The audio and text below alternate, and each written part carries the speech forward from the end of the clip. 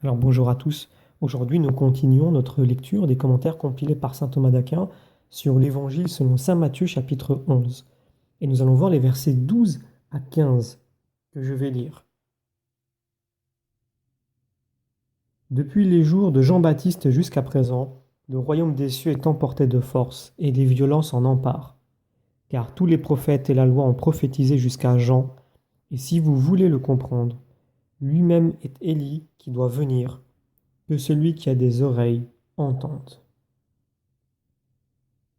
Alors, tout de suite, nous tirons un commentaire de la glose qui nous rappelle que les paroles qui précèdent celui qui est le plus petit dans le royaume des cieux et plus grand que Jean-Baptiste pourraient faire penser que Jean-Baptiste était étranger au royaume des cieux. Donc notre Seigneur éloigne cette idée en rajoutant depuis les jours, etc.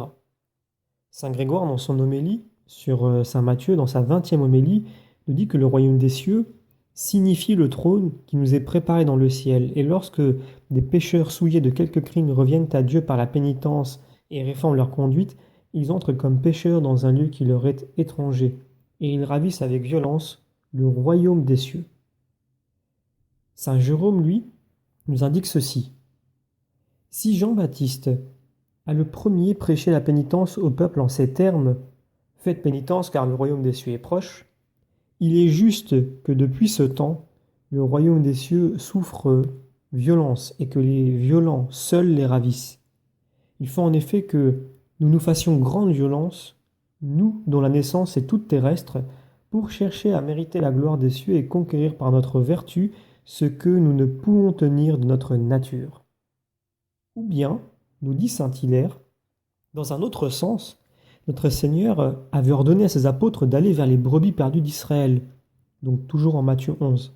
Mais leur prédication tournait au profit des publicains et des pécheurs. C'est ainsi que le royaume des cieux souffre violence et que les violents le ravissent, parce que la gloire qui était due au patriarche d'Israël, que les prophètes avaient annoncé et que Jésus-Christ est venu offrir, a été enlevée et ravie par la foi des nations. Ou bien encore, rajoute saint Jean Chrysostome, ceux qui s'empressent de se convertir sont ceux qui ravissent le royaume de Dieu par la foi en Jésus-Christ. Voilà pourquoi il dit « depuis les jours de Jean-Baptiste jusqu'à présent ». C'est ainsi qu'il les excite et les presse de croire en lui, et en même temps il confirme lui-même tout ce que Jean-Baptiste avait dit précédemment. Car si toutes choses ont été accomplies jusqu'à Jean-Baptiste, il est donc celui qui doit venir, et c'est pour cela qu'il ajoute « tous les prophètes ont prophétisé jusqu'à Jean ». Comme le dit saint Jérôme, ce n'est pas qu'il veuille dire qu'après Jean, il n'y ait plus de prophètes, car nous lisons dans les Actes des Apôtres qu'Agabus et les 4 vierges filles de Philippe prophétisèrent. Mais ces paroles signifient que toutes les prophéties de la loi et des prophètes ont eu Jésus-Christ pour objet. Ces paroles donc, ils ont prophétisé jusqu'à Jean, indiquent le temps où devait venir le Christ et où Jean-Baptiste a signé la présence de celui dont ils avaient prédit la venue. Saint Jean Chrysostome précise qu'il donne ensuite une autre explication de son avènement. Et si vous voulez le comprendre, lui-même est cet Élie qui doit venir. Dieu dit en effet par la bouche du prophète Malachie, au chapitre 4, « Je vous enverrai Élie de Thesba, et il est dit de Jean-Baptiste, j'enverrai mon ange devant vous. » Jean est donc appelé Élie, nous dit saint Jérôme, non pas dans le sens de quelques philosophes insensés et de certains hérétiques qui enseignent le retour des âmes dans de nouveaux corps, mais parce qu'au témoignage de l'Évangile lui-même, il est venu dans la vertu et dans l'esprit d'Élie, et qu'il a reçu la même grâce ou la même mesure de l'Esprit Saint. Ajoutez que l'austérité de la vie et la sévérité des principes sont les mêmes dans Élie et dans Jean-Baptiste. Ils habitaient tous les deux dans le désert, tous les deux ils portaient une ceinture de poils de chameau. Le premier fut obligé de fuir parce qu'il avait reproché à Achab et Jézabel leur impiété, et le second eut la tête tranchée parce qu'il avait condamné l'union criminelle d'Hérode et d'Hérodiade.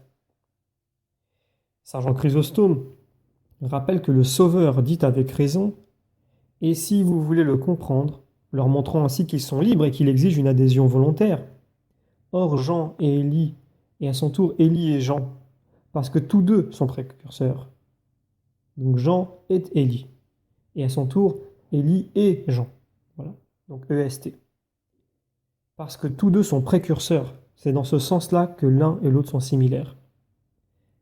Saint Jérôme, avec qui nous pouvons lire ces paroles, lui-même est Élie, nous rappelle qu'elles sont mystérieuses et qu'elles ont besoin d'une intelligence particulière, comme le prouve ce qu'il ajoute, que celui qui a des oreilles pour entendre, entende. Et nous terminons avec Saint Rémi, qui nous dit, c'est-à-dire que celui qui a les oreilles du cœur pour entendre ou pour comprendre, qu'il entende, qu'il comprenne, parce qu'en effet, il a dit non pas que Jean-Baptiste ait été Élie en personne, mais seulement par l'Esprit. Et donc, nous terminons ici notre lecture des commentaires compilés par saint Thomas d'Aquin sur l'Évangile selon saint Matthieu, chapitre 11, versets 12 à 15.